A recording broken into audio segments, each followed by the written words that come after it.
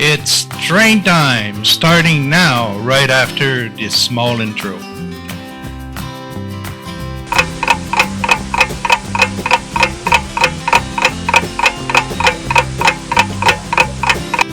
In compliance with COPA, this video is not for children under the age of 14. Viewer discretion is advised. Sponsored by Canadian Model Railroad.ca and by donations from patrons like you. Further support provided by miniprint.ca. Make your layout come alive with the 3D creation of miniprint.ca. And now on with the show with your hosts, Peter and Joe.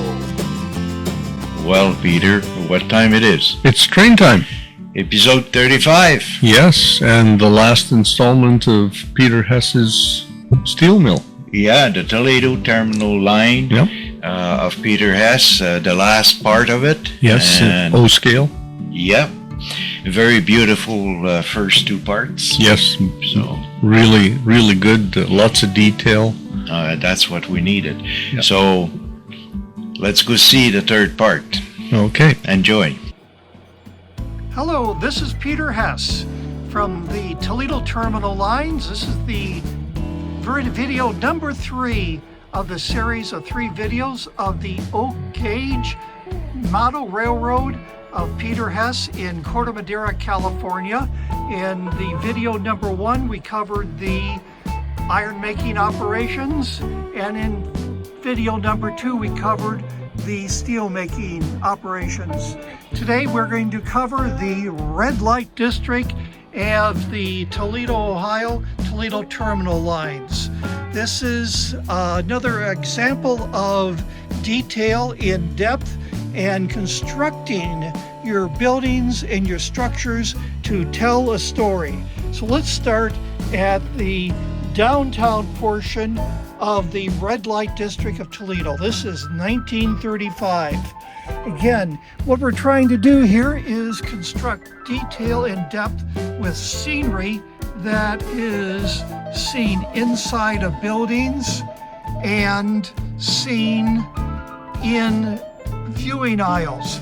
Here we have a great example of a viewing aisle between 2 tenement houses, where in the back we can see a building that is highly detailed, and it forces the perspective of the viewer to look inside the buildings and look in between the buildings to view the scenery. We have detail in depth in the Ford with the trees and the tracks. Then 6 inches further we have the tenement houses, and behind that we have buildings. Having just little details such as laundry out, having moving signs, putting up old posters on the sides of buildings really adds to the realisms of your layout. Looking in, this is a downtown deco building I scratch built from 2 different kits, and again you can just see the detail you could put together in order to have a realistic and a very interesting layout. Looking down into the corner of the first area, or the old town, you can see that I have completely covered the buildings with interesting objects, and also having go from the bottom to the top. As you can see on the top of this building here, I've added animation of a weather vane and replicating a anemometer, and calling to attention our good friend Spencer Christian from Tracks Ahead. What we have here is we have a spur We have a main line down below. We have a second main line above that on the first level of downtown Toledo, Ohio, the red light district. In the background, you can probably hear music. There's 3 dimensions of space: x-axis, y-axis, and a z-axis. Here we're looking at movement as a 4th axis, and above that, sound, which is a 5th axis. Using all 3, you'll be able to assimilate all the different types of movement and create your own movements within your layout. A lot of my buildings are from downtown Deco. I like the plaster of Paris ability to replicate old time buildings that are mostly built of brick. And I've been very imaginative in putting various different types of posters on the sides and putting together the various buildings that were in Toledo, Ohio. The use of small little figures to tell a story, such as in front of the bar, you have the protesters for liquor. You have people burn barrels in alleys, again forcing the person to look down the alley and into the back of and seeing another picture, such as the boxing arena. Having, again, positioning your people in order to tell a story, such as 2 gangs of punks coming together and them being able to talk to each other and start a fist fight. Having roofers on the roof, because you're going to be looking at the various roofs.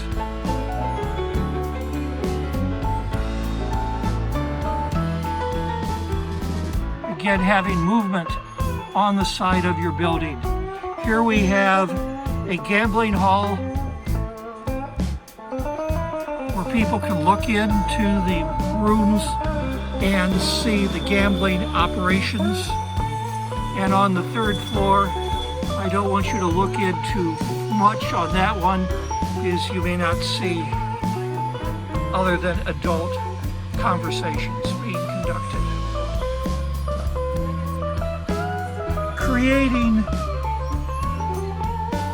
false backs and alleys allow a person to use their imagination in order to determine what is going on.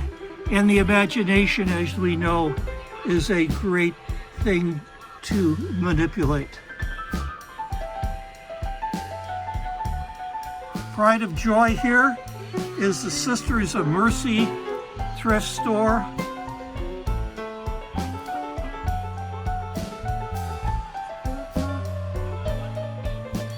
The depths of degradation, the drunks lining up for the soup kitchen, the 2 priests at the end, those who are living out of boxes, the broken down old car, and in the back we have somebody being held up, and little Billy selling its newspaper.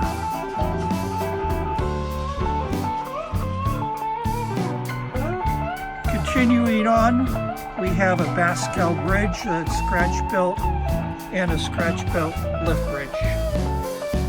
Going up to the 2nd level, uptown I call it. Again, using and scratch-building the downtown deco material, and always having the ability to frame your picture. Here, picture is framed by a steam valve going from the yet to be completed steam plant to another plant.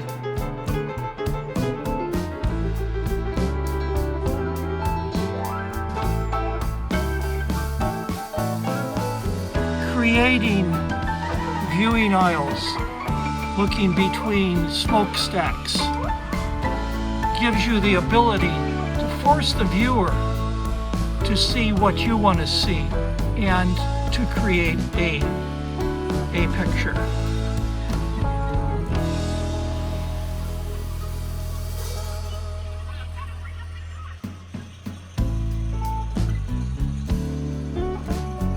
One of the fun things to build was the Hornstein Garment and Coal Company, which is highly detailed with motion inside.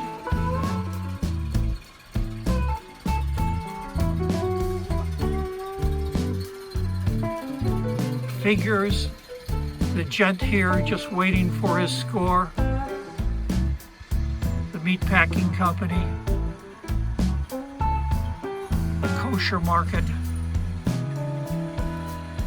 and of course the Black and Tan Club. And outside the Black and Tan Club, you have scratch-built, manipulated figures playing a game of craps. Here I cut the figures' arms and legs to be in the position where I thought it would be most appropriate for them to lay down their money on the green carpet. Moving on, always have to firehouse. Here's some good examples of using space and detail and depth, creating alleyways,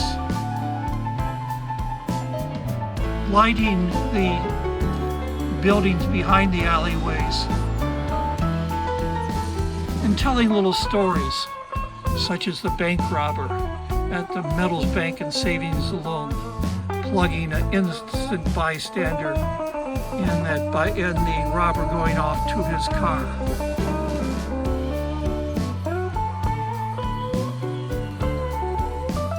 Then creating little figures such as Union Hall, rallying to have a strike against the Toledo Auto Light Company, the Wobblies.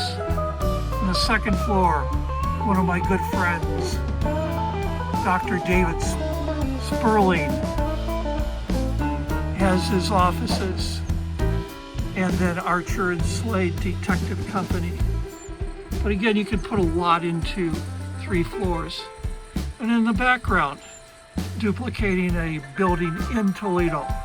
But again, having the people being able to look, or forcing them to look in the perspective and seeing little dioramas inside of buildings too. So I always like creating water towers, always keeping the action on top as well as inside of buildings.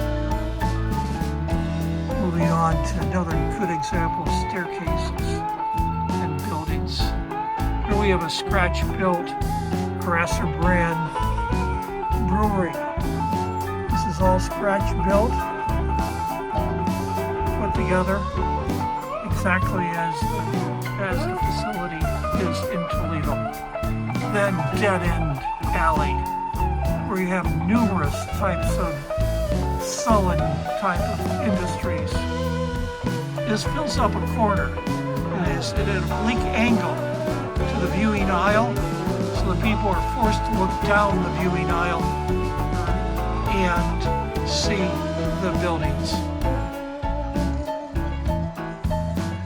The music that you're hearing is from Fantasonic Engineers.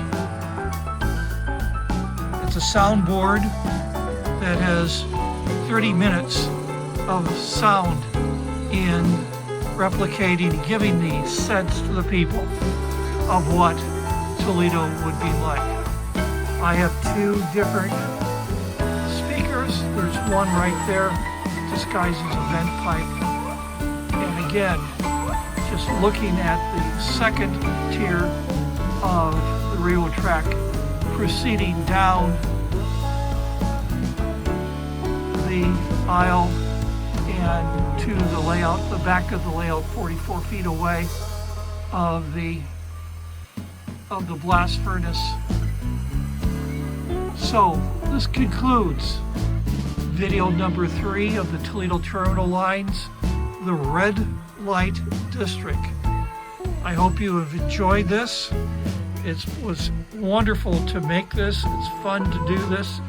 Enjoy your modeling. Let your imagination be the only limit that you have in constructing good models.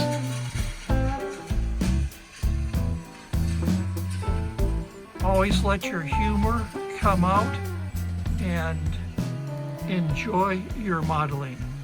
Good night, and we'll see you later. Well, very nice. I like it.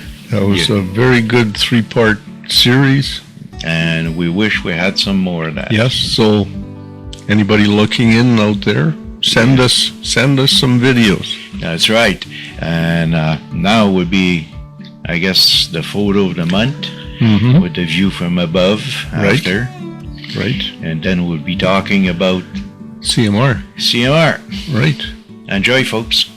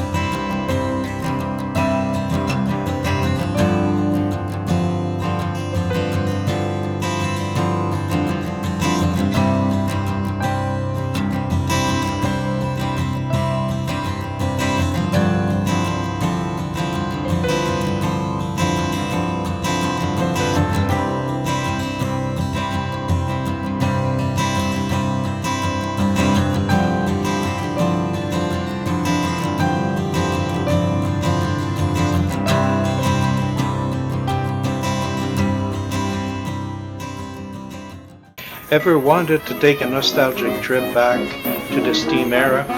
Through the Window of a Train is the book for you. Or go back into history with the Memory of the Moonlight specials.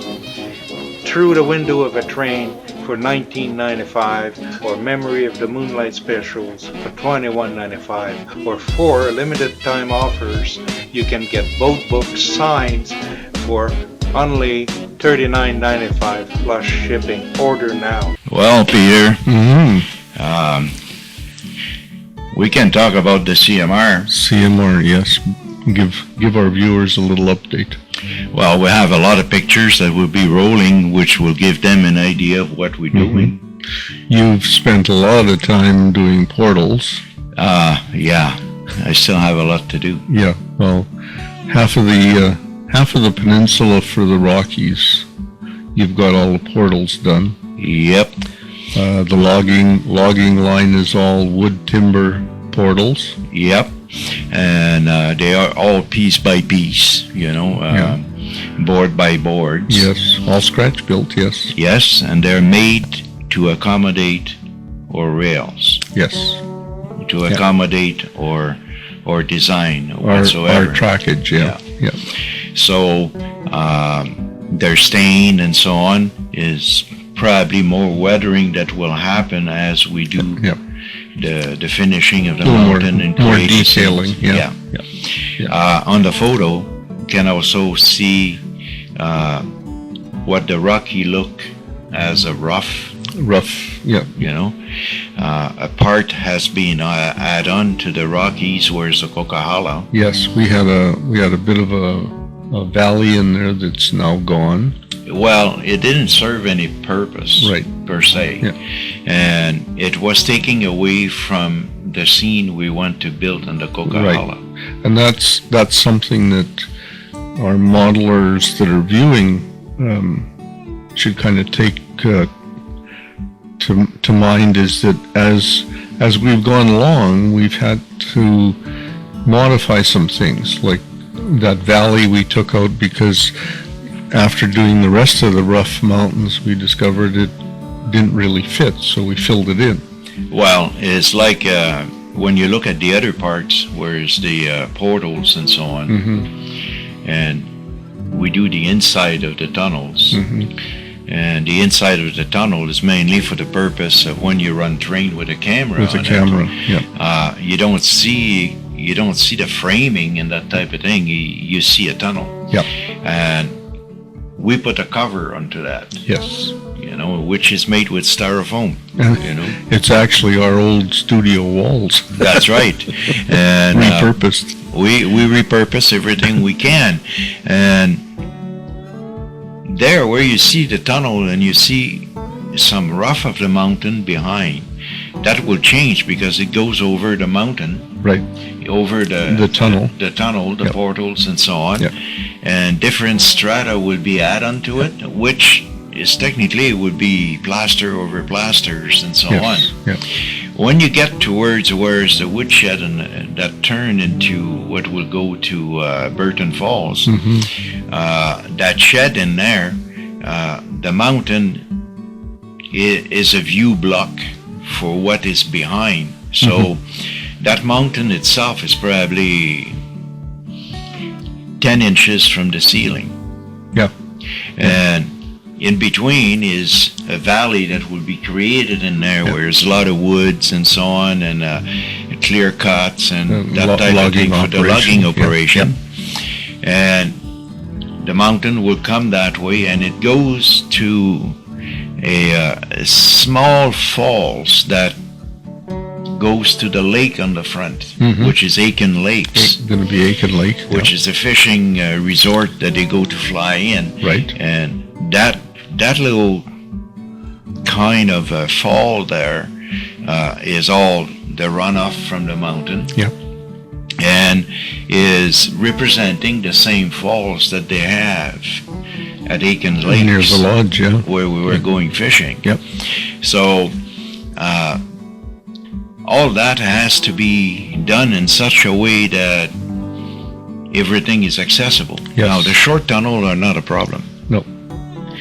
But you see the second one where you see the locomotives, the CP locomotives there, because the CP line on Main 2, and it's a curved tunnels, and that would be right on the big part of the mountain. Yes. This we will be having a hatch in there. A lift off portion of the mountain, yeah. Yeah, where we can, if we have a problem in that tunnel because it's kind of long, we'll be able to retrieve the bad car or whatever, fix it and put back the mountain in place. And then the tunnel below that on Main 1, it will have an open fascia that we will have access. So on that one, you'll actually be able to see the trains inside going through the tunnel.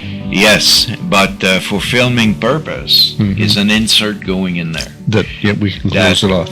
Close it off so that you don't see outside of the layout. Yeah, if we're filming from the train, The other thing too is we've used a couple of different techniques on the interior walls of the tunnels, and we've also ballasted all of the track inside the tunnels. Yes, and not only the ballast, but the rough rocks and that type of thing on both sides is in place. Yep. Well, a majority of them anyway on the first half of the Rockies. Now, the rock inside of the tunnels that we use foil, technically it's very simple. You take some aluminum foil, you crumple it up, and then you make the sheet and paint it with some black and some grays in there, and cut it to size and glue it inside of the tunnel and so on, and it's ready. Also, if you pay attention and look at the way that the portals are made, the portal goes on the inside, so you have part of the portals that goes right up to where is the top, right? So when you put the top on it, you're at the right height of clearance. There's a flange behind the tunnel portal that the roof of the tunnel sits on. Yeah, well, that is glued to the inside of the tunnel preparation that we had. The wall of the tunnel itself are made with poster board. Black poster board. Yeah. And the one who are painted, as Peter was saying, they're painted directly in the plaster on the poster board. The one with the aluminum foil is glued to that. Yes. And you probably see that we have some styrofoam at different place where's the tunnel, to give them the shape and so on. Those will totally disappear. Oh, yeah, they'll be all inside the mountain once. That's right. Yeah. On the Coquihalla, you see the big smasher snow shed at the summit of the Coquihalla, with the bears and so on. So for the people who follow the show Highway Through Hell, when you get to that, put a pause on the TV and look at the tunnel that is there, at the shed that is there with the bear, and you will realize this one is pretty close to it. Yeah. It's made to fit our layout. Yeah. Okay. It was not made in the purpose of replicating exactly what that snow shed was. Right. And then you can see the two-tow truck, the one from Al Quarring and the other one from Jamie Davis, just for purpose of pictures. Now the road in there, the asphalt road, still have to be done and so on. And in that specific snow shed, Peter, is two lights. And these lights will be on all the time. Yes. As they are in real life. Exactly. So that's the other thing. So all the snow shed, the permanent snow shed and portals are done. Right. Now, there's some removable one that has to be built. You've also, in doing the portals on the main lines, you've done a variety of, some are stone, some are like brick. Yes. A brick type thing, concrete. Yes. So there's a variety of different portals that you've done on the two main lines, 1 and 2. And that's different because they are main lines as opposed to the old timber ones on the logging line. Instead of doing a just a specific one, a generic one. I felt that for viewer purpose, as we film or visitor come into the layout, that having different model of those portals, it's kind of make it thing a little bit more interesting. Now, this portal is no plan for it. The material is on the bench, and I take the measurement and just build them. So technically, I was not making a jig to make them all the same. Yes, you were making them to what the mountain was already. But it's also the fact that they were not all the same size. Yes. Yeah. So some of them were bigger, some of them were smaller. So depending of the space and so on. So one of them on the wood area, when you really look at it, you already got a snow shed over top of it. And then you got the portal that is kind of in the inside. Right. And then you got the one on Main 1 and 2 coming out of the tunnels, right? Where technically it's just a snow shed. Yeah. Right? Yeah. This one would be permanent, but is a few more snow shed made of wood or concrete that would be added on a different place on that side. Oh, yeah. And going back to the interiors of the tunnel, we didn't really mention it, but as you look at the interiors, the painted ones I used three different. I used a black, white, and a burnt umber, and just took a paintbrush and just daubed it on in different. Mixed the black and white a bit to get some grays, but it was basically just going through the whole thing and just with a paintbrush, just daubing it on to make it look like a rock surface. But I also wanted to comment on the fact that you and I especially, have spent a lot of time thinking about how we're going to be showing this on video. True.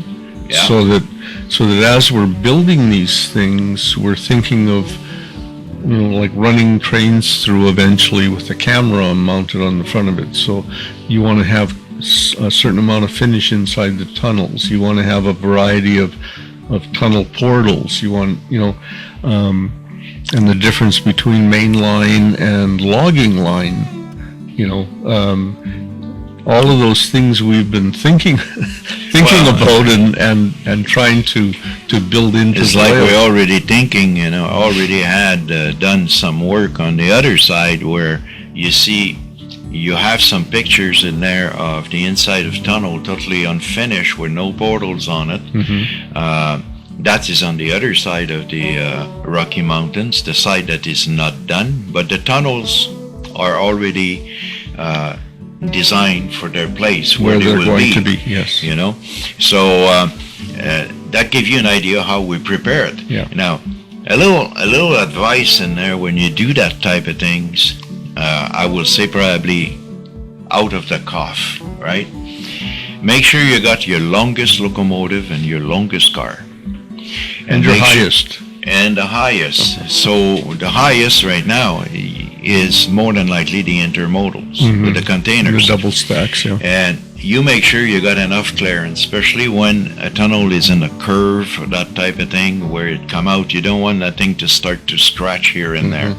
So that's what we've been using. Yep. And we've been running train on the tracks where you have 15, 20 car behind, and the longest locomotive and so on. And it worked fine. The clearance everywhere is okay. Yep. Now, how did we fix the portals to the tunnels?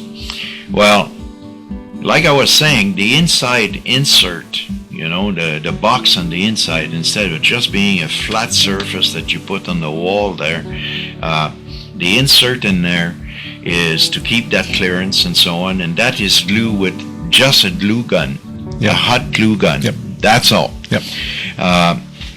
Otherwise, the bottom of them, they would be worked within at that point some plasters. and the rough and so on with the rocks, and you will see also in the pictures that some of them you can see the side of it that is not finished. That is the plaster cloth that we use. Yep. That will go there, and then all the relief with the mountain and so on and so on. Yep. So that, I guess, is something to come. Yes. Oh yeah. That's in the works. It's in the works. It's in the works. You also see one of the pictures that is not related to the Rockies at all, where it's the start of building the West Mount at the Montreal Yards. Montreal Yards. Yes. You know? Yep. The one who's going east. That is, you see, you got some brown paper in there, and you got some foil. So both technique have been used in there just for the purpose of showing it to you how we start the mountain. It will take a little bit of time to finish it. Yes. Oh yeah. Because on that part is one observatory that would be there. And the observatory would be lined up looking at the backdrop and some of the yards where you will have N-scale cars in there, because we want to get a forced perspective. Perspective, yes. Now that specific part of the mountain is totally removable and done on the workbench, and then after that place. And then it'll be put back into place. And place in place. Yes. You know? Yep. With some lights going in there and so on, so the circuit will come in from the back and will be dropped underneath of the layout. Yep.